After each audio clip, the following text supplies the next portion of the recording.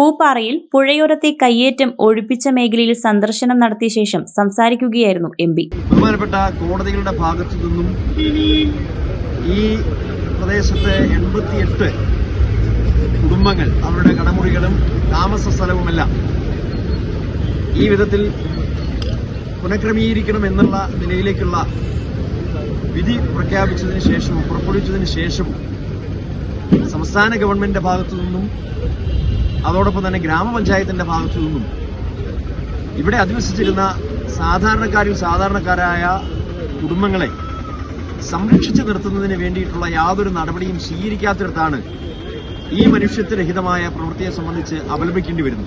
മഴക്കാലത്തിന് തൊട്ടുമുമ്പ് മറ്റു മാർഗങ്ങളില്ലാത്ത കുടുംബങ്ങളെ കുടിയൊഴിപ്പിച്ചത് പ്രതിഷേധാർഹമാണെന്ന് MP പറഞ്ഞു.